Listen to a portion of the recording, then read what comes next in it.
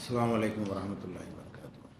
கண்ணியத்திற்குரிய எல்லாம் வல்ல அல்லாஹு ஜல்ல ஷானஹு தஆலாவின் நல்லடியார்களே, ஒவ்வொரு ரமலான் மாதத்திலும் குறிப்பிட்ட ஒரு நெடும் தலைப்பை எடுத்துக்கொண்டு அது குறித்து விரிவான செய்திகளை குர்ஆன் ஹதீஸ் அடிப்படையில் நாம் தொடர்ந்து அறிந்து வருகிறோம்.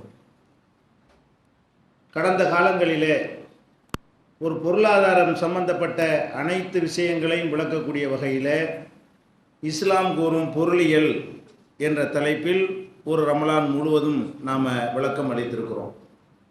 குடும்ப வாழ்க்கையில் சந்திக்கக்கூடிய எல்லா பிரச்சனைகளையும் தெளிவுபடுத்தக்கூடிய வகையில் இஸ்லாம் கூறும் குடும்பவியல் என்ற தலைப்பிலும் ஒரு ரமலான் மாதத்திலே நாம் விளக்கம் கொடுத்துருக்கிறோம்.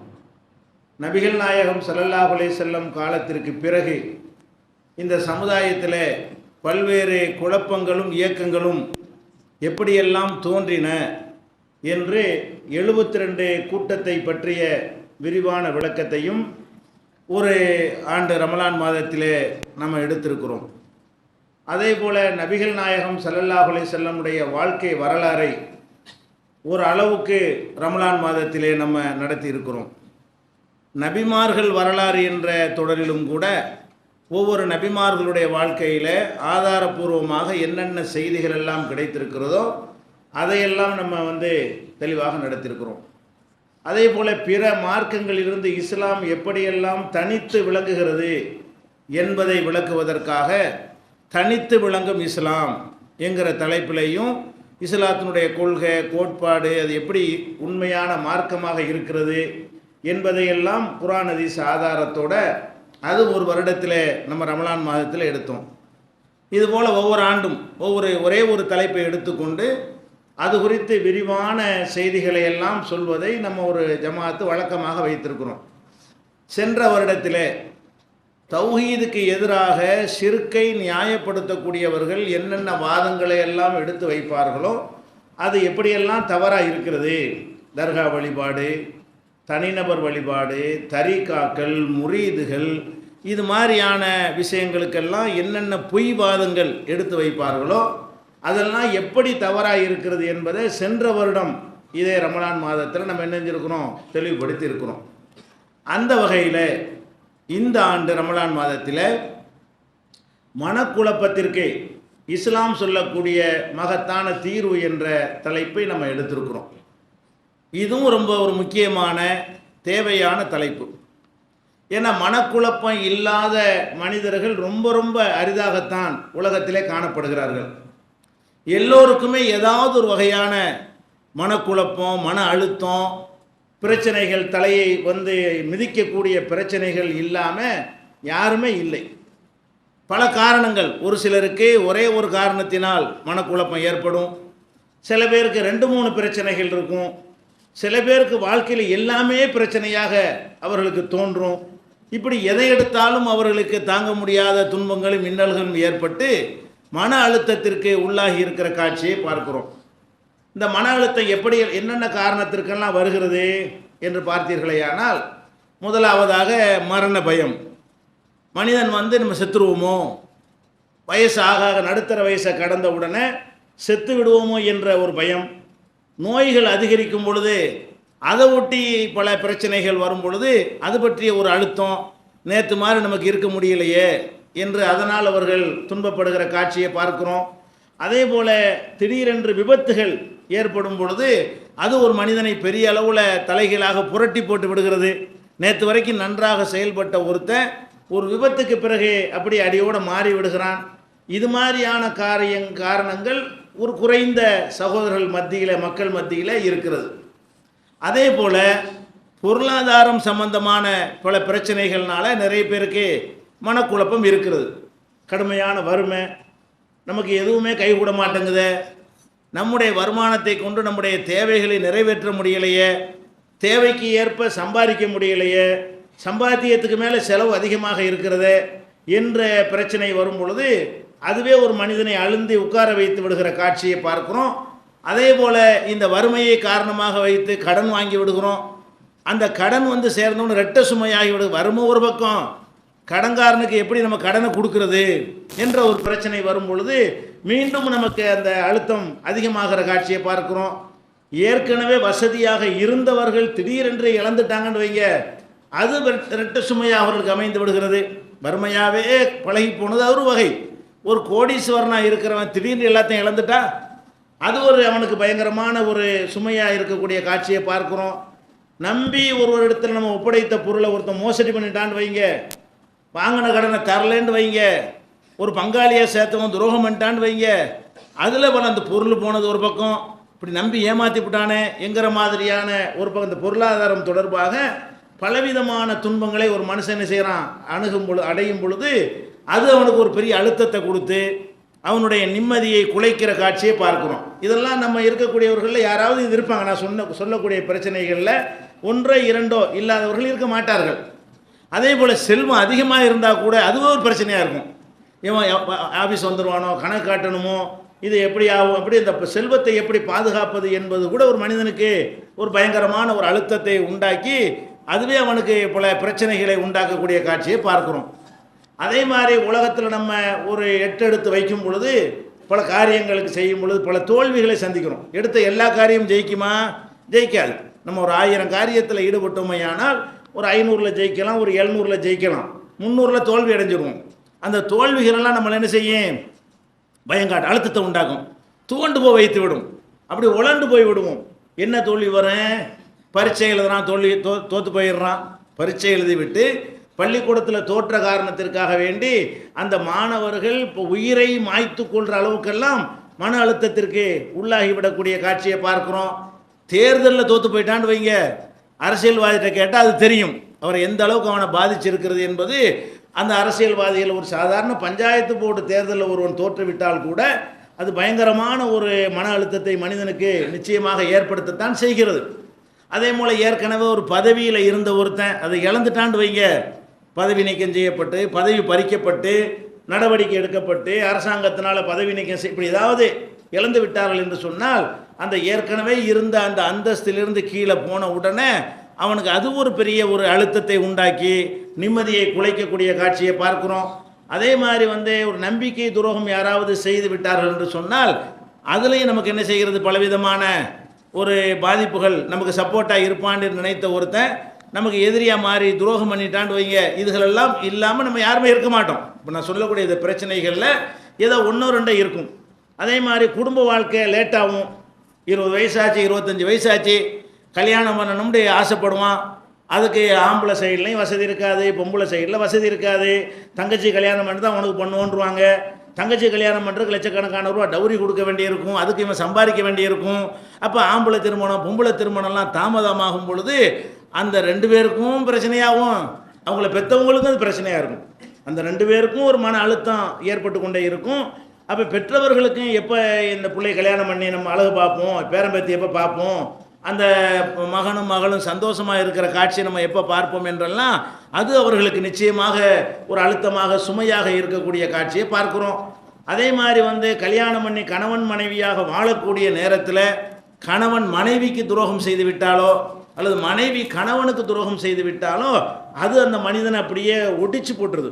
அந்த ஆணாக இருந்தாலும் பெண்ணாக இருந்தாலும் நம்ம எவ்வளோ நம்பிக்கை வைத்திருந்தோம், இப்படி துரோகம் செய்துட்டாங்களேன்னு சொல்லி 2 பேரில் கணவன் துரோகம் செய்தால் அது மனைவியை பெரிய அளவில் ஒரு பாதிப்பை ஏற்படுத்துகிறது.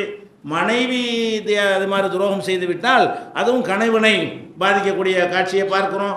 அதே மாதிரி குடும்பத்தில் உள்ளவர்கள் கெட்ட செயல்களில் ஈடுபட்டு ஊர்லாம் விமர்சிக்கும் பொழுது நமக்கு தலை குனிவாக இருக்கும் இல்லையா? அந்த மாதிரி பையனுவோ பிள்ளைங்க பொண்டாட்டிங்க புருஷனுவோ தப்பாக சில வேலைகளை செஞ்சு ஒரே பொறுக்கி என்றும் திருட்டு பையன் என்றும் மோசடிக்காரன் என்றும் பிக் பாக்கெட்டுக்காரன் இந்த மாதிரியான பெயர்களை ரவுடி என்று நம்ம குடும்பத்தில் யாராவது பேர் எடுத்தாங்கன்னு சொன்னால் அது நிச்சயமாக நம்மளை நல்லா நடக்கணும்னு நினைக்கக்கூடிய ஒரு மனுஷனை அது மன அழுத்தத்திற்கு உள்ளாக்கி என்ன செய்யக்கூடிய குழப்பத்தை அவனுக்கு ஏற்படுத்துகிறது. அது மாதிரி கல்யாணம் பண்ணுறாங்க, பிள்ளை பெறுறதுக்காக தான் கல்யாணம் பண்ணுறாங்க. 1 வருஷம் ஆச்சு, 2 வருஷம் ஆச்சு, 10 வருஷம் ஆச்சு, பிள்ளை இல்லைன்னா அதுவே 2 பேரையும் அந்த கணவனை மனைவியும் ரொம்ப பெரிய பாதிப்புக்கு உள்ளாகக்கூடிய காட்சியை பார்க்குறோம். அதே மாதிரி ஆம்பளை பிள்ளை தான் வேணும்னு நினைக்குவான், பொம்பளை பிள்ளையாக போயிடும். அப்போ பொம்பளை பிள்ளை தான் வேணும்னு நினைப்பான், ஆம்பளை பிள்ளையாக போயிடும். அப்போ இந்த மாதிரி அவர்கள் எந்த பிள்ளை வேண்டும் என்று ஆசைப்படுகிறார்களோ அந்த மாதிரி பிள்ளை இல்லை என்று சொன்னால் அது அவனுக்கு என்ன செய்யும், அழுத்தத்தை உண்டாக்கி கொண்டே இருக்கும். மீண்டும் பொம்பளை பிள்ளை, மறுபடியும் ட்ரை பண்ணுவோம், அதுவும் பொம்பளை பிள்ளை, மறுபடியும் பொம்பளை பிள்ளைன்னு வரும் பொழுது அவனுடைய வாழ்க்கை எப்படி இருக்கும்னா, அதுக்கு ஏன் பிறந்தோம், செத்துட்டா என்ன என்கிற அளவுக்கெல்லாம் மனிதனை இந்த மாதிரி பிரச்சனைகள் வந்து கொண்டு செல்லக்கூடிய காட்சியை பார்க்குறோம். இதெல்லாம் அந்த குடும்பங்கள் ஏற்படக்கூடிய பிரச்சனைகள். இது இல்லாமல் யாராவது இருக்க முடியுமா? கண்டிப்பாக இதில் ஏதாவது ஒன்று நமக்கு இருக்கும். இது எல்லாம் இல்லாட்டாலும் ஏதோ ஒன்றோ ரெண்டு நிச்சயமாக இருக்கும். அதே மாதிரி உலகத்தில் நம்ம வாழும் பொழுது நம்மளை பல பேரும் பலவிதமாக விமர்சனம் செய்வார்கள். நம்ம நல்லா நடந்தாலும் விமர்சனம் செய்வார்கள். நம்முடைய ஒவ்வொரு செயலையும் வந்து 4 பேர் என்ன செய்வான், அப்படியாக்கும் இப்படியாக்கும் கோல் சொல்கிறது, அவதூறு சொல்வது, நம்மளை பற்றி விமர்சிப்பது, போட்டு கொடுப்பது, இந்த மாதிரி சில பேர் செய்து விட்டார்கள்னு சொல்லும் பொழுது அவன் செஞ்சுட்டு போகிறான், நம்ம இருக்க மாட்டேங்கிறோம். நம்மளை பாதிக்குது. எவனோ நம்ம மேலே அவதூறு சொன்னால், நமக்கு எதிராக விமர்சனம் பண்ணினால் அது நிச்சயமாக நம்மளை என்ன செய்கிறது, பாதித்து மனுஷனை ஒடித்து விடக்கூடிய காட்சியை பார்க்கணும். அதே மாதிரி வழக்குகள், அது மாதிரி கோர்ட்டுக்கு போய் வழக்கு போட்டு போலீஸ் கேஸ் ஆகி இப்படியெல்லாம் பொய் வழக்குகளை ஒரு மனிதன் சந்திக்கிறான். இது மாதிரியான பிரச்சனைகளை சந்திக்காதவன் யாராவது இருக்கிறானா? இல்லை. இப்போ இது மனிதனை வந்து பாதிக்கிறது.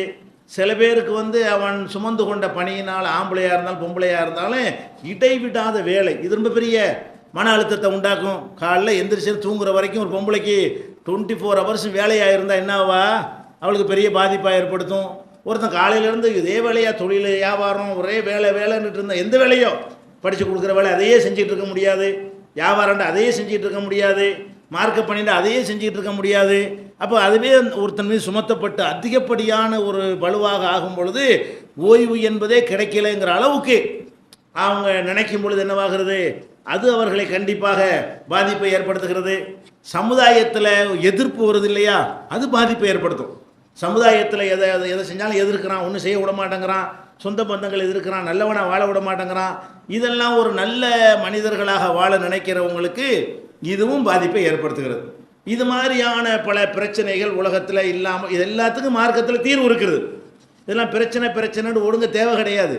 எதுக்கு இதை எடுத்திருக்கோம் என்று கேட்டால், இஸ்லாத்தில் இதெல்லாம் ஒரு சின்ன விஷயம். ஆனால் இது விளங்காத காரணத்தினால ஒரு பெரிய பாரதூரமாக நம்ம என்ன செய்கிறோம், நினைத்து குழம்பி கொண்டிருக்கிறோம். இது போக இதெல்லாம் உலக விஷயம். பல பேருக்கு ஈமான் சம்பந்தப்பட்டதிலே பெரிய மன அழுத்தம் இருக்குது.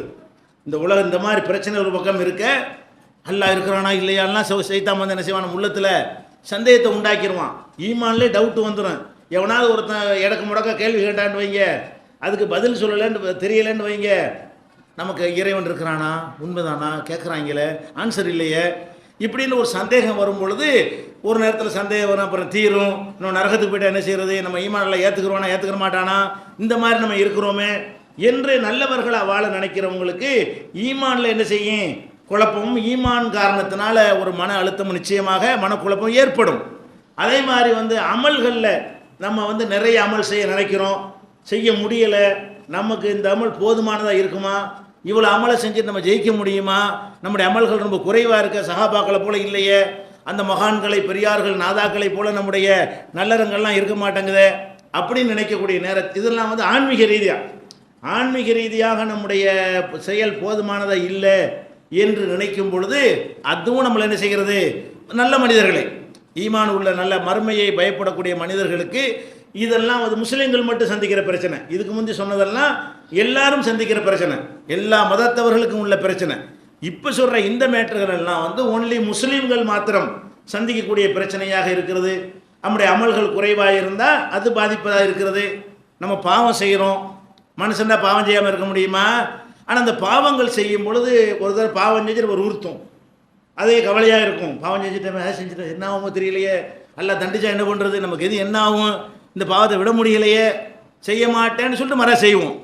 இனிமேல் அந்த தப்பை செய்யக்கூடாதும், அப்புறம் என்ன செய்வோம், அடுத்த நாளே அந்த தப்பை போய் செய்வோம். நம்ம சைத்தாண்ட தொடர்ந்து தோத்துக்கிட்டே இருக்கிறோமே, சைத்தானை ஜெயிக்க முடியலையே, நல்லவனை வாழ முடியலையே, ஒரு நேரத்தில் வந்து நம்ம பிறண்டுறோமே, ஆனால் உறுதியாக இருக்குன்னு நினைக்கிறோம், கல்யாண நேரத்தில் பிறண்டு வரதட்சணை வாங்கிடுறோமா இல்லையா, இப்படி ஒவ்வொருத்தனும் வாழ்க்கையில் செய்யக்கூடாதுன்னு நினைக்குவான், ஒரு நேரத்தில் அது செஞ்சிருவான். அவனால் நல்லவனாக வாழ எவ்வளோதான் ஆசைப்பட்டாலும் அவனை மீறி அவனிடத்தில் தீய செயல்கள் வெளிப்படும் பொழுது மறுமையை பயப்படக்கூடிய மனிதனுக்கு இதுவும் பாதிப்பாக இருக்கிறது. அதே போல் நம்முடைய இபாதத்துகளை எடுத்துக்கொண்டோமையானால் ஒவ்வொரு மனிதன் நினைக்கிறான், நம்ம ஈடுபாடாக செய்கிறோமா, ஏதாவது தொழுகிறோம், தொழுகையாக இருக்காது, எவ்வளோ உலகத்தை என்ன வருது, தொழுகையில் வந்து அப்படியே இறைவனோடு ஒன்றி போய் நம்மால் தொழுக முடிகிறதா? இறை நினைவோட மாத்திரம் நம்ம யாராவது எந்த தொழுகை ஒரு வக்து தொழுகையாக நிலைநாட்டி இருக்கிறோமான்னு நெஞ்சில் கை வைத்து பார்த்தால் இல்லைங்கிறது தான் அனைவருடைய விடையாகவும் இருக்கும். அப்போ என்ன நம்ம என்ன தொழுகை போட்டு தொழுகிறோம், வியாபாரத்தை பார்க்குறோம், கணக்கை பார்க்குறோம், எவன் கடன் தரணும்னு பார்க்குறோம், வீட்டில் அடுப்பை பற்றி சோத்து போட வச்சு அடுப்பில் வச்சுட்டு வந்த மாதிரி நினைக்கிறோம், தொழுதுகிட்டு இருக்கும்போதே புல்ல அழுகுற சத்தம் கேட்குதுன்னு நினைக்கிறோம். இதெல்லாம் ஒரு தொழுகை தானே, சுருட்டி மூஞ்சில் எறிய மாட்டானா அப்படிங்கிற மாதிரி ஒரு சந்தேகங்கள் வரும் பொழுது அதுவும் பெரிய அழுத்தமாயி என்னத்தை தொழுது என்ன பேசாமல் தொழாமல் வந்துட்டு போயிடுவோம், தொழுது என்ன புண்ணியம், ஒரு யாவும் இறை நினைவு வரமாட்டேங்குது என்கிற மாதிரி எல்லாம் என்ன செய்கிறது, ஈமான் சம்பந்தப்பட்ட விஷயங்கள்லையும் நமக்கு குழப்பங்கள் இருக்கிறது. இந்த மனக்குழப்பத்தினால என்ன விளைவு ஏற்படுகிறது என்றால், முதல்ல ஒரு மனுஷன் நிம்மதியாக தூங்கணும், தூக்கத்தை பாதிக்குது.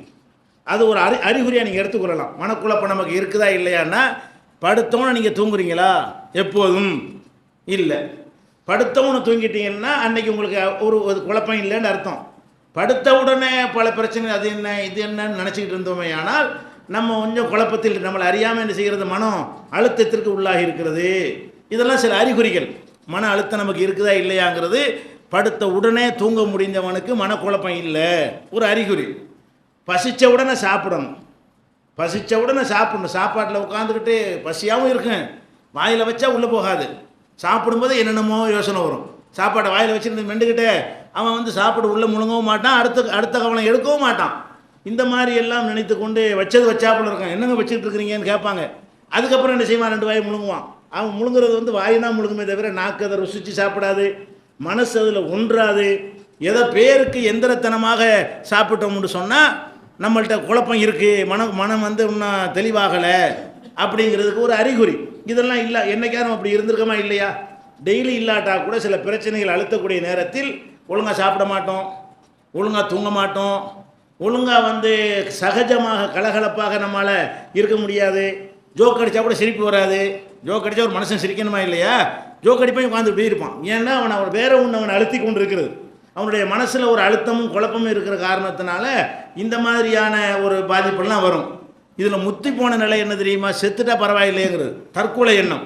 இந்த மனக்குழப்பத்தினுடைய ஆரம்ப ஸ்டேஜ் என்னென்னா, தூக்கம் பசி இல்லாமல் ஈடுபாடு இல்லாமல் கடைக்கு போவோமே அப்படிமா போய் தொடங்க மாட்டான். கடைக்கு டெய்லி போகணுமா இல்லையா? வேலைக்கு போங்க பார்ப்போம். எப்படின்னா என்ன அர்த்தம்? வேலைக்கு போயிடணும்ல.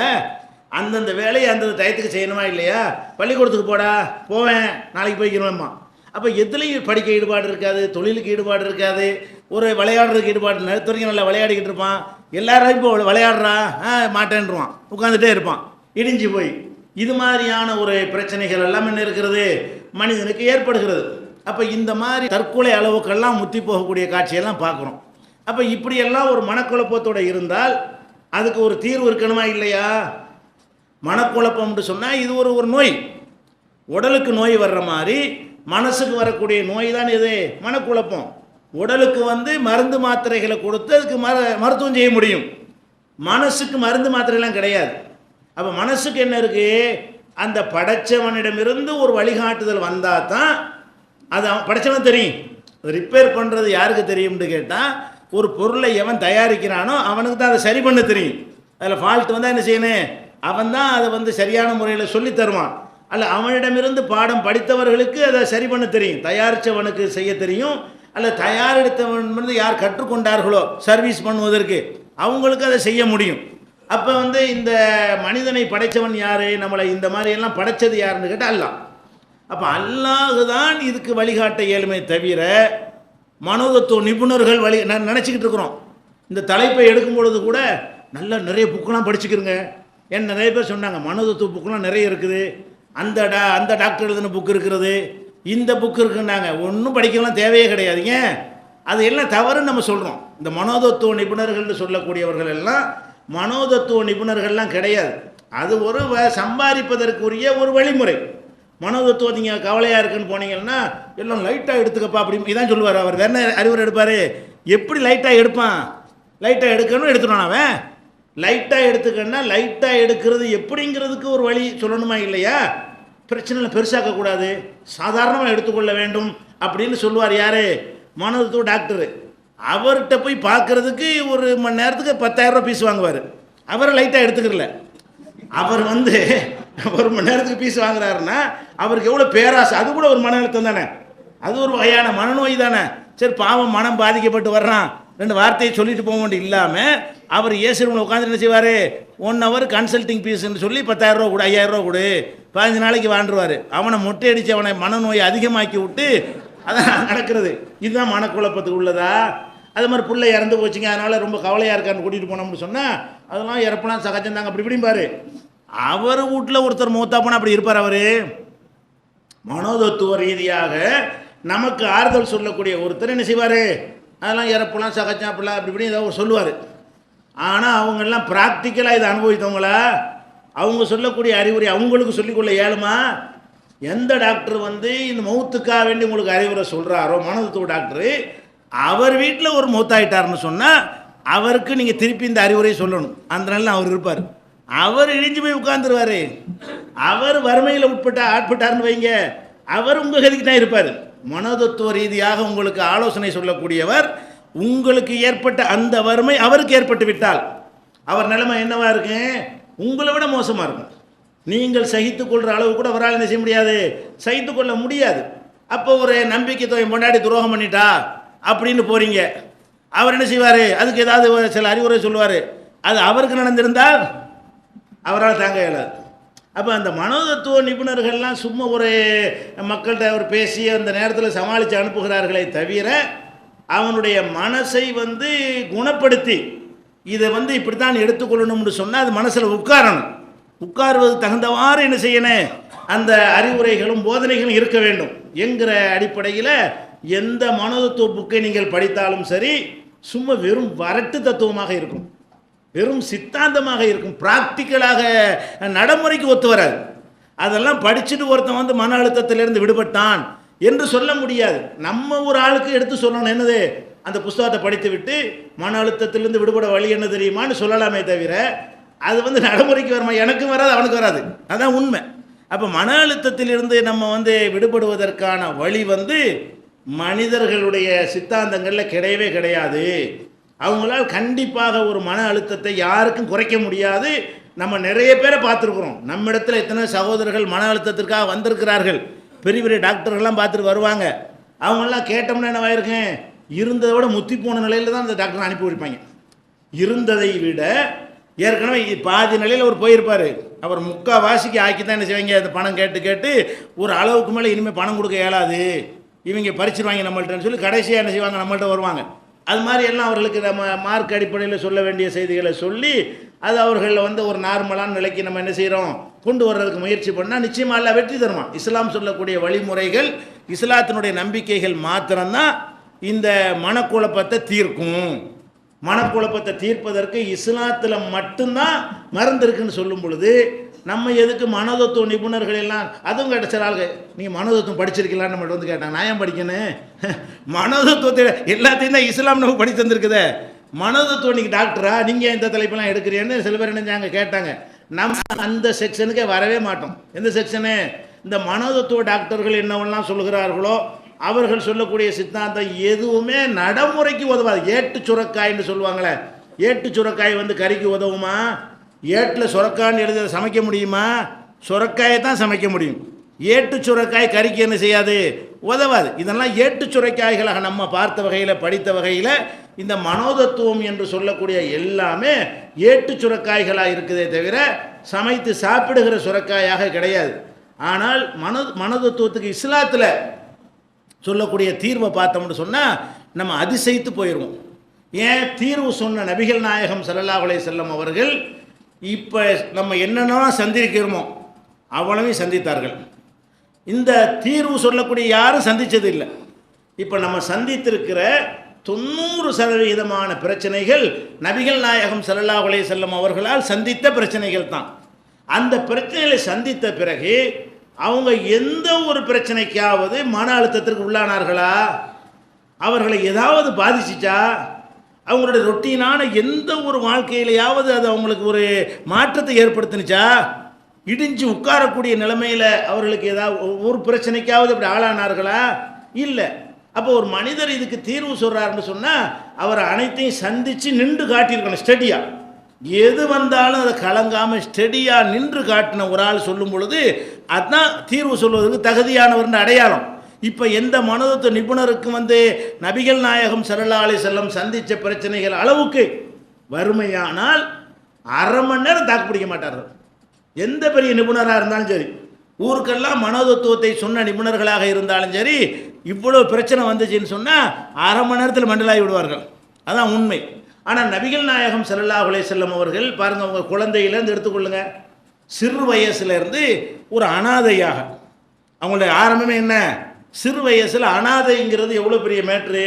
ஒரு மனிதனுக்கு தாய் பாசம் இல்லாமல், தகப்பனுடைய பாசம் இல்லாமல், இன்னொருத்தருடைய தயவில் பெரியப்பா இருக்கணும் தாத்தாவாக இருக்கட்டும், அது ஒரு தயவு தானே. நம்ம தாயிட்டையும் தந்தையிட்டையும் எடுத்துக்கொள்ளக்கூடிய ஒரு உரிமையும், தாயும் தந்தையும் காட்டக்கூடிய அக்கறையும் பெரியப்பாட்டை பார்க்க முடியுமா, தாத்தாட்ட பார்க்க முடியுமா? வேறு வேறு ஆட்கள்லாம் என்ன செய்வாங்க, ஏன் இவனையா கவனிக்கிறேன்னு கேட்பாங்க. அதெல்லாம் ஒரு அளவுக்கு தான். தாய் தந்தை இருக்கும் பொழுது தாத்தா ரெண்டு கவனிக்கிற கூட கவனிச்சாருன்னா அதோட ப்ளஸ் ஆகும்போது ஒரு சந்தோஷமாக இருக்கும்.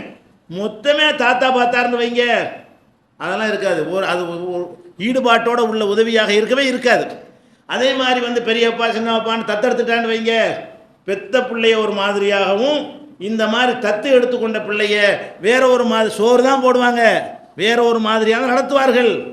நபிகள் நாயகம் ஸல்லல்லாஹு அலைஹி வஸல்லம் அவர்கள் கூட தாத்தாட்ட இருந்தாருங்கிறோம். ஆடுமைக்கு விட்டார் அவரு. தாத்தாட்ட இருந்தாருன்னா தாத்தாட்ட அப்படி செழிப்பாக வச்சுருந்தாரா? அவர் அவங்க பிள்ளைகளை வச்சுக்கிற மாதிரி வச்சுக்கிறாம இவர் தாய் தாப்பம் இல்லாத பிள்ளை தானே என்று அவங்கள ரசூல் ஸல்லல்லாஹு அலைஹி வஸல்லம் அவர்களை ஆடுமைக்கு என்ன செஞ்சார்? சிறு வயசில் ஆடு தானே மேய்ச்சாங்க. ஏன் ஆடு மேய்ச்சாங்க? வாப்பாவும் உமாவும் இருந்து ஆடு மேய்க்க விட்டுருப்பாங்களா? அப்போ தாய் தந்தை இல்லாத காரணத்தினால் ஆடு மேய்க்க அனுப்பினார்கள். அது என்ன ஆடு மேய்க்க அனுப்பின என்ன பாதிச்சிச்சு அவங்கள? கடைசியில் பெரிய சக்கரவர்த்தியாக மாமன்னராக இருக்கும் பொழுது அதை அடிக்கடி சொல்லி சந்தோஷம் தான் படுவாங்க. என்னப்போ பெரிய கவலைப்படுறீங்க, நானும் சின்ன வயசில் ஆடு மேய்ச்ச ஆள் தானே, இது பெரிய மேட்ரு. ஆடு மேய்க்கிறேன் கஷ்டத்தில் இருக்க யாராவது சொன்னால், நானும் மக்காவிலே சில குடும்பத்தினருக்கு சின்ன அற்ப சில்லறை காசுகளுக்காக கூலிக்கு ஆடு மேய்த்தவன் தான், இது பெரிய மேட்ரா என்று அசால்ட்டாக சொல்கிறாங்க. அது பெரிய வடுவாக பாதிக்கலை. இப்போ கண்ணு கஷ்டப்பட தெரியுமா சொத்துக்கு அப்படி சொல்லலை, கண்ணீர் விட்டதை சொல்லலை. அது எப்படி சொல்கிறாங்க? இதெல்லாம் ஒரு மேட்ரு இல்லைப்பா, நான் பார்க்காத மேட்ரா, இதெல்லாம் இது ஏன் உன்னை பாதிக்குதுங்கிறாங்க. இது என்னைய பாதிக்கலையே, நானும் தானே ஆடு மேய்ச்சேன். அப்போ அவ்வளோ உயர்ந்த குலத்திலையும் சமுதாயத்தில் அந்தஸ்தில் இருந்தும் கூட அனாதையாக இருந்தார்கள், அது அவர்களை பாதிக்கலை. ஆடு மேய்க்க அனுப்பினார்கள், அது என்ன செய்யலை, அவங்கள பாதிக்கவில்லை. பிறகு அவங்க இளைஞராக ஆன பிறகு சம்பாதித்து பெரிய செல்வந்தராக அல்லாவே சொல்லி காட்டுற அளவு வஜதக ஆயிலன் ஃபாகனா, நீ வறுமையில் இருந்தாய், ஆடு மேய்த்து கொண்டு கஷ்டப்பட்டு கொண்டு வறுமையில் இருந்தாய், உன்னைய நான் செல்வந்தன் ஆக்கியிருக்கிறேன். அல்லாஹ் செல்வந்தன் ஆக்கியிருக்கிறேன்னு சொன்னால் எவ்வளோ செல்வம் இருக்கணும்.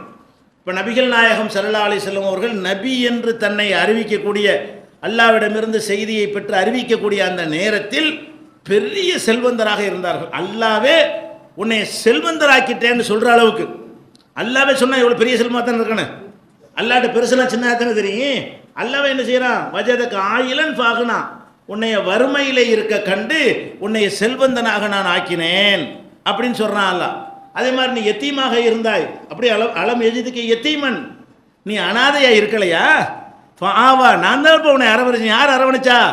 ஒத்தனை அரவணைக்கலன்னு அல்லாஹ் சொல்லி காட்டுறான். அலம் எஜிதுக்கு எத்தீமன் ஆவா, உன்னை அனாதையாக இருக்க கண்டு நான் உன்னை அரவணைத்தேன், ஒரு ஆதரவு உனக்கு இருக்கவில்லை. வஜதக ஆயிலன் ஃபாகனா, உன்னை வறுமையில் இருக்க கண்டு உன்னை நான் செல்வந்தனாக்கியிருக்கிறேன் என்று அல்லாஹ் சொல்லுகிற அளவுக்கு பெரிய செல்வந்தராக ஆனார்கள். அதனால மனக்குழப்பம் வந்துச்சா? செல்வத்தினால மன அழுத்தம் வருமா இல்லையா? அதனால ஒரு பெரிய டென்ஷன் ஆகி போய் அதுவே அவர்களை அழுத்தி பாதிக்கக்கூடிய வகையில் வந்துச்சான்னா வரவே கிடையாது. அது போக ஒரு நேரத்தில் விரட்டி விட்டுறாங்க. வீடு வாச சொத்து ஒன்றும் இல்லாத முசாபர் விரட்டி விட்டால் பெரிய பாதிப்பு இருக்காது. நமக்கு சொந்த வீடும் இல்லை, சொந்த வாசலும் இல்லை, வாடகை வீடு கூட இல்லை, தூக்கிட்டு போகிறதுக்கு பிரிட்ஜு ஏசி இந்த மாதிரி ஜாமான்லாம் இல்லை. அப்படியான ஒரு நிலையில் இருக்கிறவனை ஊரை விட்டு விரட்டினான்னு வைங்க, அவனுக்கு இந்த ஊர் இந்த மடம் இல்லாட்டி சந்த மடம், அவனை ஏதாவது பாதிக்குமா? இது ஒன்றும் பாதிக்காது. மெட்ராஸில் 50 பில்டிங்கு, அங்கே இங்கே 25 பில்டிங்கு, அங்கே 40 கடை, இங்கே 40 ஹோட்டலு, அங்கே இப்படின்னு வச்சுருக்கான்னு வைங்க. அந்த கடை எங்கே தான், அந்த கடை உங்கே தான், இப்படி ஒருத்தன் இருக்கும் பொழுது ஒரு செகண்டில் ஓடு விட்டுன்னு விரட்டுறான். என்னவா இருக்குன்னு யோசிச்சு பாருங்கள். இவ்வளவு செல்வத்தையும் சொத்தையும் வைத்து கொண்டிருந்து ஒரு செகண்டில் என்ன செய்கிறான், ஊரை விட்டு விரட்டி அடிக்கிறான். போனாங்களா இல்லை ஹிஜ்ரத் பண்ணி? உயிருக்கு அச்சுறுத்தல் வரும்பொழுது இதெல்லாம் பெருசாக தெரியாது. அந்த மாதிரி ஓட விட்டு வரும் பொழுது, அதாவது அகதியாக மதீனாவுக்கு ஓடினாங்களா இல்லையா? ஏதாச்சும் பாதிச்சிச்சா? அதை நினச்சி அவங்க கவலைப்பட்டாங்கன்னு ஒரு ஹதீஸ் உங்களுக்கு பார்க்க முடியுமா?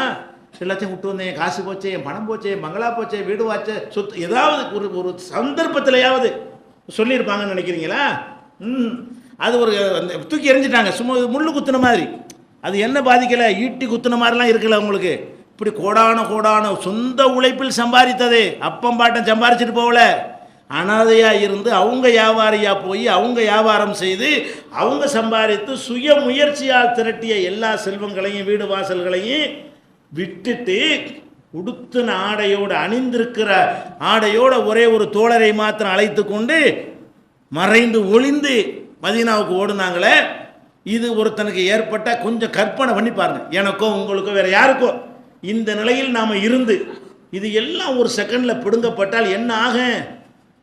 யாழ்ப்பாணத்தில் எத்தனையோ முஸ்லீம்கள் பெரிய கோடீஸ்வரர்களாக இருந்தார்கள். ஒரு 24 மணி நேரம் கெடு கொடுத்து விரட்டினான் விடுதலை புலி. வந்தாங்க, பாதி பேர் தற்கொலை பண்ணி செத்தாங்க. ஏன்? அவ்வளவு விட்டுட்டு இங்கே வரும்பொழுது அந்த மன அழுத்தமே அவர்களை பெரிய பாதிப்புக்குள்ளாடிச்சு. மண்டப அகதி முகாமில் கொண்டாந்து வைத்து பட்ட சோறு கொடுக்கும்பொழுது அவனுக்கு எப்படி இருக்கும்? அவன் பல்லாயிரக்கணக்கான பேருக்கு சோறு போட்டவனுக்கு பட்ட சோறு கொடுத்தால் அவனுடைய நிலை எப்படி இருக்கும்? எத்தனை தொழிலுக்கு அதிபராக இருந்தோம். அதே மாதிரி ரங்கூன்லேருந்து வந்தார்கள் ஒரு காலத்தில். ரங்கூனில் எப்படியோ கொடி கட்டி வாழ்ந்தார்கள். ரங்கூனை விட்டு விரட்டப்பட்டார்கள். இவங்க எவ்வளோ பெரிய பாதிப்புங்க ஆளானாங்க, எவ்வளோ பெரிய மன உளைச்சல் அவர்களுக்கு ஏற்பட்டது. அதையே சொல்லி சொல்லி புலம்பிக் கொண்டிருந்தார்கள். அதெல்லாம் நபிகள் நாயகத்துக்கு ஏற்பட்டுச்சா? அப்போ எதில் எல்லாம் உலகம் ஏற்படும் என்று நினைக்கிறதோ அந்த மாதிரி பொருளாதாரத்தில் வறுமையிலே இருந்தார்கள். அதுக்கப்புறம் மேலே வந்தார்கள். அப்புறம் சரசரன்னு எல்லாத்தையும் இழந்து விட்டு ஒரு சொத்து கூட இல்லாதவர்களாக இன்னொரு ஊருக்கு போனார்கள். அவங்களுக்கு மன அழுத்தம் வந்துச்சா? வர்றது அவங்களுக்கு வந்திருக்கணும்ல. வருவதாக இருந்தால் இதை விட மன அழுத்தம் வருவதற்கு, மனக்குழப்பம் வருவதற்கு வேறு என்ன நடக்கணுங்கிறீங்க? அது நடந்தது. அது மாதிரி ஊரை விட்டு போனாங்க, போய் சக்கரவர்த்தி ஆனாங்க. சக்கரவர்த்தி ஆனால் என்ன? அது சம்பாதிப்பதற்குரியது அல்ல. அவங்க 2 வேலை செஞ்சாங்க. ஒன்று ஆன்மீக வேலையை செஞ்சாங்க, இன்னொன்று அரசியல் வேலையை செஞ்சாங்க. 2மே சம்பாதிப்பதற்கு நல்ல ஒரு துறை. அது நீ உலகத்தை நல்லா சம்பாதிக்கிறது என்ன செய்யணும்? ஒரு ஆன்மீக குருவாகி விட்டால் கணக்கு வழக்கு இல்லாமல் கோடி கோடியாக காலில் என்ன செய்யும்? பணம் கொட்டும். சம்பாதிக்கிறதுக்குரிய நல்ல ஒரு துறை அது. அரசியலை விடவும், அரசியல்வாதிக்கு இருக்கிறத விட ஆன்மீகத்தில் கொஞ்சம் ஃபேமஸ் ஆகிட்டான்னு சொன்னால் அவனுக்கு இருக்கிற பணம் பல மடங்கு. 10 வருஷம் பிரதமராக இருந்தவனை விட 10 வருஷம் சாமியாராக இருந்தவனிடத்தில் சொத்துக்கள் அதிகமாக இருக்கும். அந்த அளவுக்கு இந்த ஆன்மீகம் என்பது பொருளாதாரத்தை திரட்டி கொள்வதற்கான வழி. அதை அவர்கள் செய்தார்கள், பொருளாதாரத்தை திரட்டலை. அதே மாதிரி அவங்க பெரிய அரசியல் பதவி வகித்தார்கள். ஜனாதிபதி சக்கரவர்த்தியாக இருந்தார்கள். ஏதோ ஒரு சின்ன குட்டி நாட்டு இலங்கை போன்ற ஒரு சிறிய நாட்டுக்கு அவங்க ஜனாதிபதியாக இருக்கலை. அன்றைக்கு ஒரே வல்லரசாக அந்த அரபு தீபகற்பம் தான் இருந்தது. அந்த நாட்டுக்கு இந்தியா போன்ற ஒரு பெரிய நிலப்பரப்பு அவங்களுடைய ஆட்சியில் வந்தது. அவ்வளோ பெரிய நிலப்பரப்புக்கு அதிபராக வந்தும் கூட அதே வறுமை. அது சேவை, இதுவும் சேவை. அரசியலும் சேவை. எதுக்காக இந்த அரசியல் பொறுப்பை ஏற்றுக்கிட்டோம்? மக்களுக்கு நம்மளால் இயன்றது செய்ய வேண்டும். ஆன்மீகத்தை எதுக்கு ஏற்றுக்கொண்டோம்? மறுமையில் நம்ம வெற்றி பெறணும். இந்த 2 பணிகளையும் மறுமைக்காக வேண்டியும் மக்களுக்கு சேவை செய்வதற்காக வேண்டியும் தான் நபிகள் நாயகம் ஸல்லல்லாஹு அலைஹி வஸல்லம் பயன்படுத்தினார்கள். அவங்க வீட்டு நிலைமை எப்படி இருந்துச்சு அதெல்லாம் பின்னாடி விவரமாக சொல்லுவோம். ஆதாரங்களையெல்லாம் சொல்லி சுருக்கமாக முன்னுரையாக இருக்கிற காரணத்தினால் அவங்களுடைய வீட்டு நிலைமை என்ன? பெட்டி பெட்டியாக துணிமணிகள் அடுக்கி வச்சுருந்தாங்களா? ஒரு உடைக்கு மறு உடை இல்லை. ஒரு உடைக்கு மறு உடை இல்லை. அந்த உடை கூட ஒரு துணி தான். மேலே ஒரு துணியை சுற்றி கொள்வார்கள், கீழே ஒரு துணியை சுற்றி கட்டி கொள்வார்கள். இதுதான் நபிகள் நாயகத்தினுடைய அதிகபட்சமான ஒரு ஆடை. இதை வைத்துக்கொண்டு என்ன வாழ்க்கை வாழ முடியும்? ஜனாதிபதி சக்கரவர்த்தி ஒவ்வொரு நாட்டிலையும் உள்ள ஜனாதிபதியிலும் சக்கரவர்த்தியிலையும் செருப்பை தங்கத்தில் போடுறான், வச்சுக்கிற செங்கோலை தங்கத்தில் வச்சிருக்கிறான், உட்கார்ற சிம்மாசனம் கூட தங்கத்தால் இருக்கிறது. அதில் அலங்கரிக்கப்பட்ட வைரங்கள் வைடூரியங்களால் சிம்மாசனத்தை அலங்கரிக்கிறான். ஒரு சிம்மாசனத்தை விட்டுட்டு ஒரு நாட்டை வாங்கலாம், அவ்வளோ செல்வம். ஒரு சிம்மாசனத்தை விற்றுப்புட்டு ஒரு நாட்டையே விலைக்கு வாங்கலாம். அந்த மாதிரி ஒவ்வொரு நாடுகள்லையும் அரண்மனைகள் கட்டி, நீச்சல் குளங்கள் கட்டி, அப்படி சொகுசாக அந்த புறங்களை கட்டி, அந்த மாதிரி வாழ்க்கையை ஜாலியாக அனுபவித்து கொண்டிருந்த நேரத்தில், மன்னர்கள் எல்லாம் அனுபவித்த நேரத்தில் இவர் ஒன்றும் இல்லாமல் இருக்கா, முசாபிராக இருக்கிறார். ஒன்றும் வீட்டில் என்னடா கேட்டால் சாப்பாடு இல்லை. வீட்டில் போய் என்ன செய்வாங்க, ஏதாவது இருக்குதான்னு கேட்பாங்க. வீட்டில் போய் ஏதாவது இருக்குதான்னு கேட்குற மாதிரி உங்களில் ஒருவர் இருக்கிறீங்களா? ஒரே ஒருவர் இருப்பான உலகத்தில். வீட்டில் போய் என்னமாவது இருக்குதா, என்னமாவது பிரியாணியா, அங்கே உள்ள என்னமாவது என்ன அர்த்தம், 2 பேரிச்சம்பழம், அதான் என்னமாவது. அப்போ ரசூல் ஸல்லல்லாஹு அலைஹி வஸல்லம் கேட்பாங்க, ஹல்லிந்தக்கும் செய்வுன், ஏதாச்சும் இருக்குதா? இல்லையே, ஒன்றுமே இல்லையே. அப்போ நோன்பா இருந்துக்கிறேன். சுபுகு தொழுது வீட்டுக்கு போவாங்க. சுன்னத்தான நோன்புகளை சுபுக்கு பிறகு கூட முடிவு செய்யலாம். ஃபர்லான நோன்பு வந்து, ரமலான் நோன்பு வந்து சுபுக்கு முன்னாடி தீர்மானம் பண்ணிடணும். சுன்னத்தான நோன்பு, நஃபிலான நோன்பு வைப்பதாக இருந்தால் காலைல 8 மணி வரைக்கும் தண்ணி கூட குடிக்காமல் இருந்தோன்னு வைங்க, திடீர்னு இப்போ நோன்பு முடிவு செஞ்சுக்கிடலாம். ஆனால் ஒன்று சாப்பிடாம இருந்திருந்தார். அப்போ ரசூல் ஸல்லல்லாஹு அலைஹி வஸல்லம் சுபு தொழுதுட்டு என்ன செய்வாங்க, வீட்டுக்கு போய் ஹல் இந்தக்கும் செய்வுன், ஏதாச்சும் வீட்டில் சாப்பிட இருக்கான்னு கேட்பாங்க. ஒன்றுமே இல்லையே. அப்போ நான் நோன்பா இருந்தேன், சும்மா என் பட்டினியாக கிடக்கணும், ஒன்றுமே இல்லைண்டாச்சு, ஒன்றும் கிடைக்க போகிறது இல்லை. அப்போ நோன்பா இருந்துட்டு போயிடுவோம்.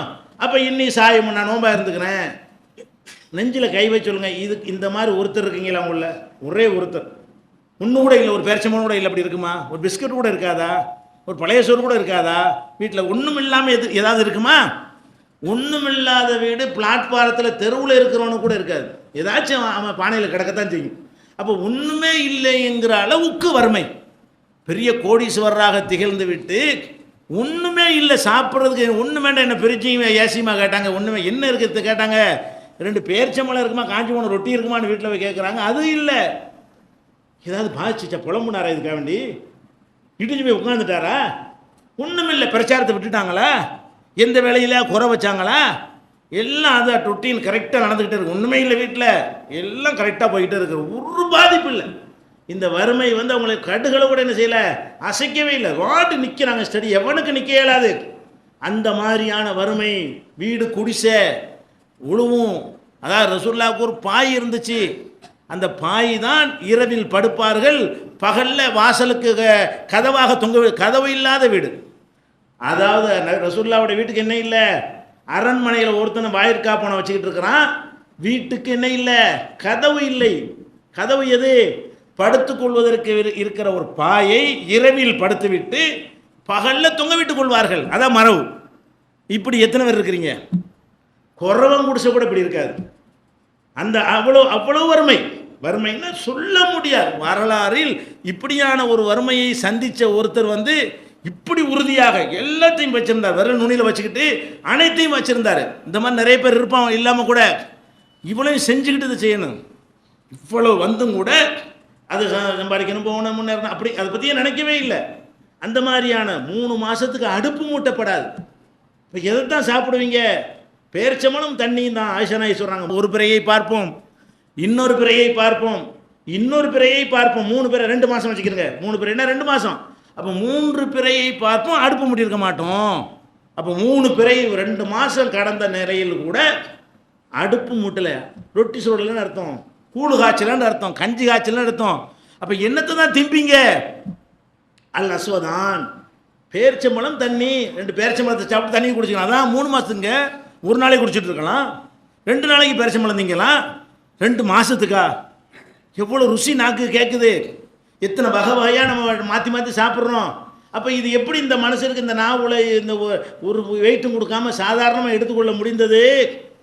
அதுக்கெல்லாம் அவர்கிட்ட வழிகாட்டுதல் இருக்குது. எதுக்கு நான் சொல்கிறேன்னு கேட்டால், யாருடைய வழிகாட்டுதல் உங்கள் மன அழுத்தத்தை குறைக்கும் என்றால் இவர் சொல்லக்கூடிய வழிகாட்டுதல் குறைக்கும். ஏன்?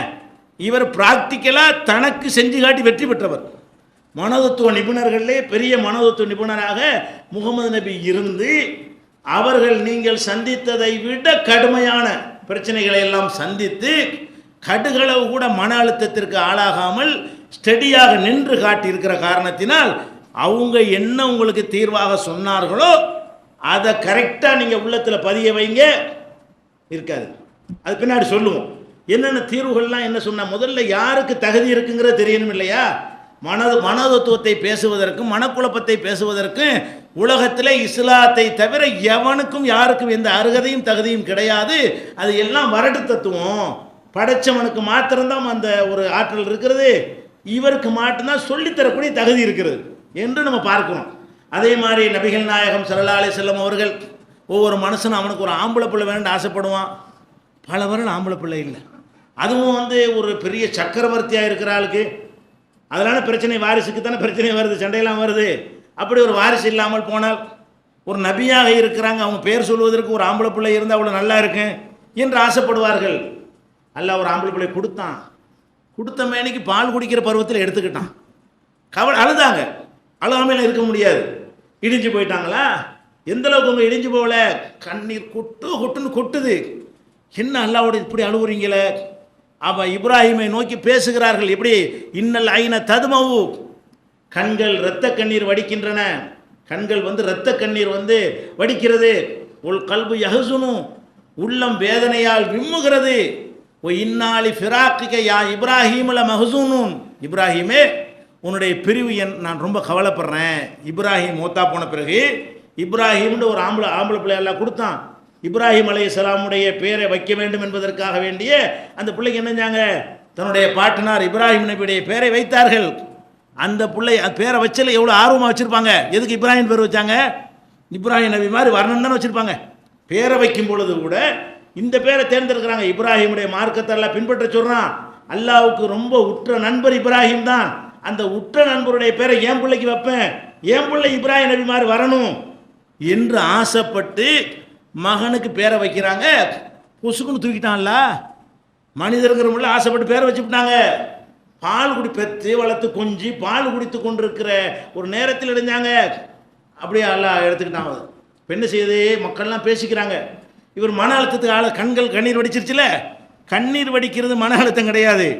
கண்ணீர் வடித்து இவ்வளோ கவலையில் இருக்கும் பொழுது ரசூலுல்லாஹ்வுடைய மகன் இறந்த காரணத்தினால தான் கிரகணம் ஏற்பட்டு போச்சு. அன்னைக்கு பார்த்து சூரிய கிரகணம். மக்கள் பேசிக்கிறாங்க. என்ன பேசிக்கிறாங்க?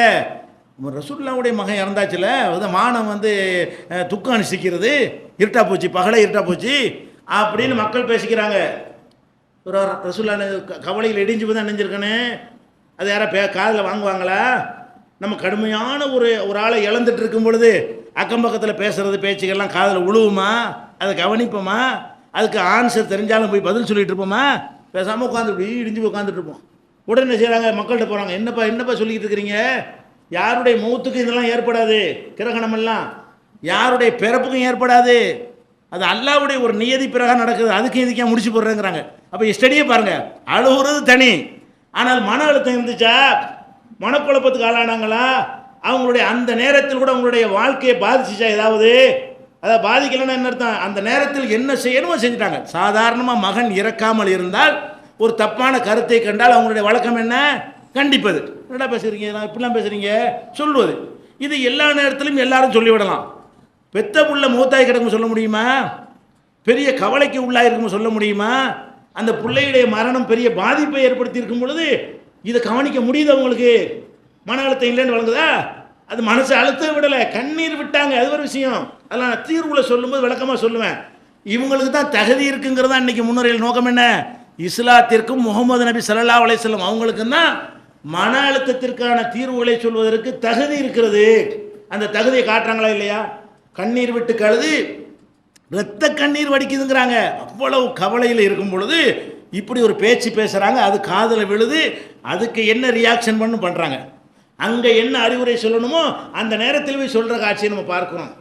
அதே மாதிரி பெத்த மகள், ரெண்டாவது மகள் ருக்கையா அவர்கள் மரண படுக்கையில் இருக்கிறாங்க.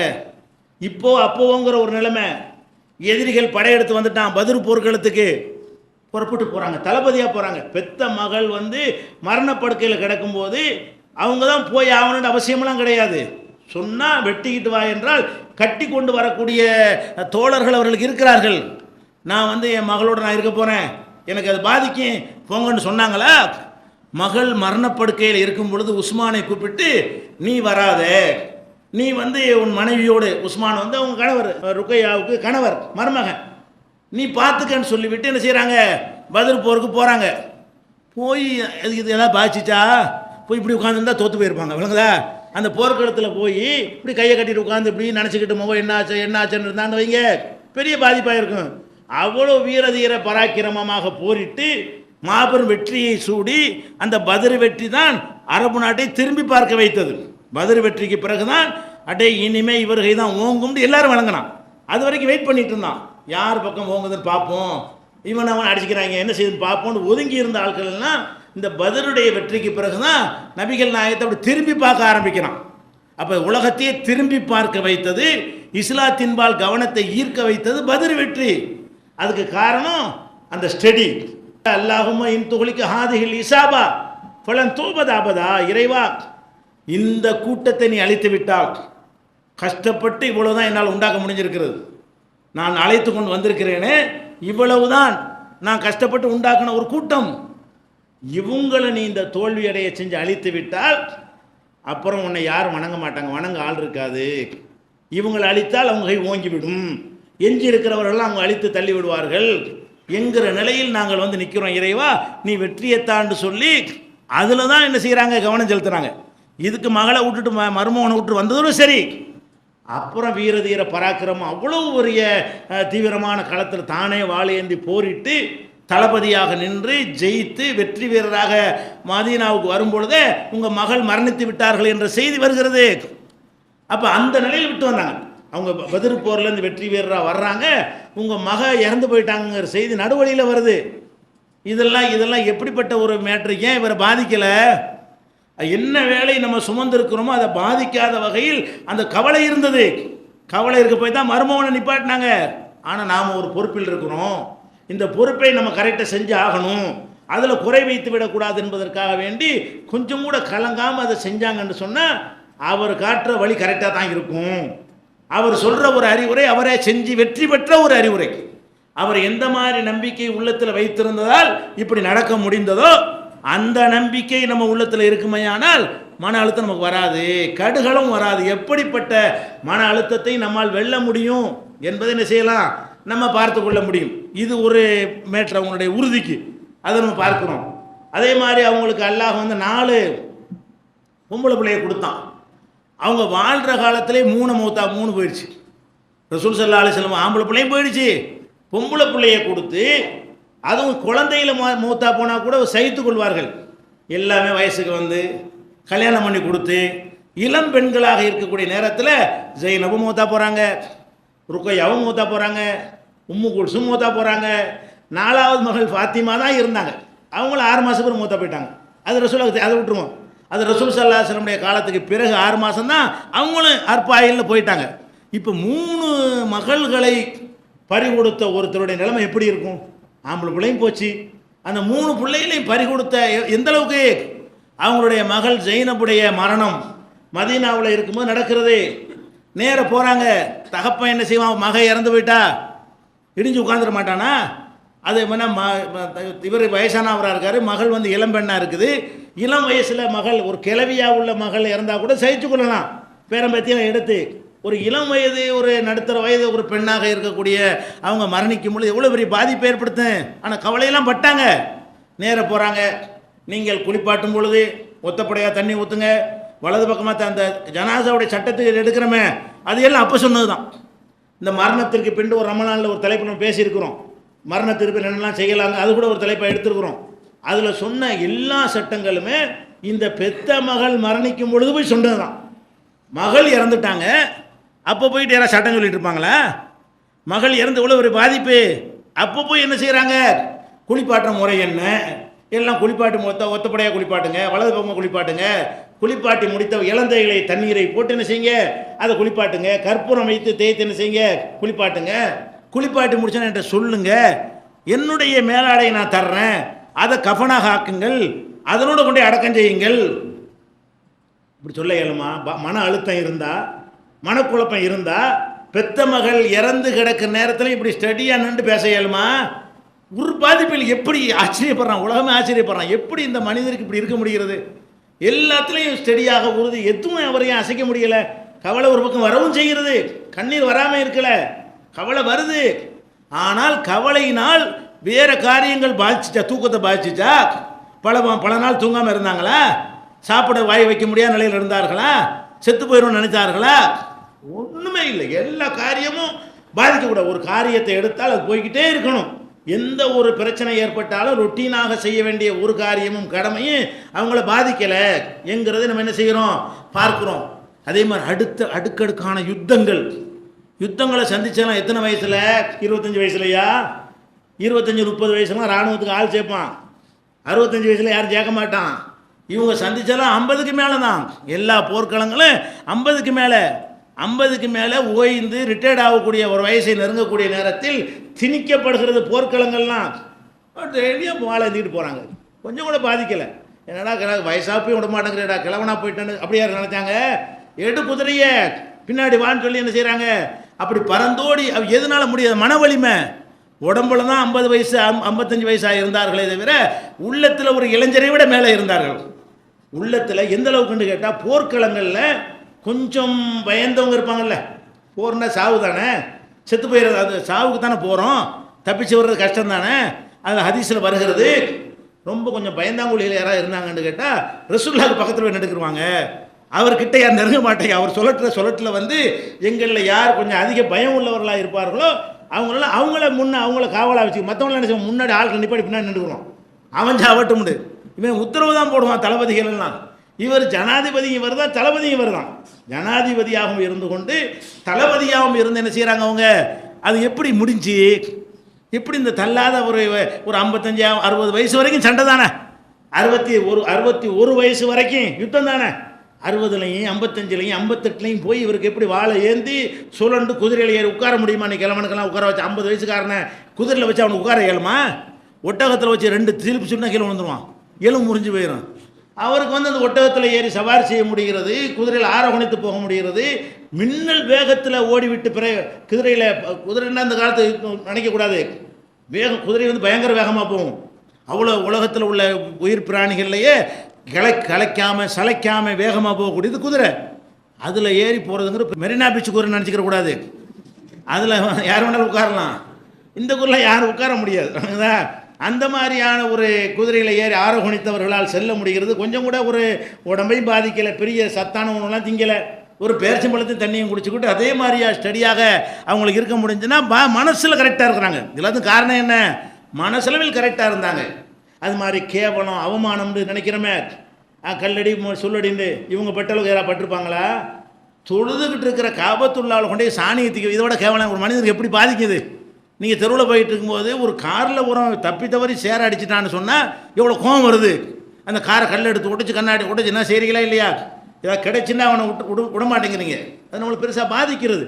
அப்போ ஒட்டக கூடலை எடுத்துகிட்டு வந்து சாணியை கொண்டாந்து அந்த கழுத்தில் வச்சு கேவலத்துக்கு மேலே கேவலப்படுத்துகிறாங்க. என்னடா இது இவ்வளோ கஷ்டப்படுது, நம்ம பாட்டு பேசாமல் போயிடுவோம். ஏதாவது மாற்றம் வந்துச்சா? பயந்துக்கிட்டு ஏதாவது ஒளிச்சிக்கு மறைச்சி செய்யணுட்டு வந்துச்சா? ஒன்றும் பாதிக்கலை. இதெல்லாம் கேவலம் தானே. கிறுக்கன் பைத்தியக்காரன் வாங்கின பேரெல்லாம் என்னது?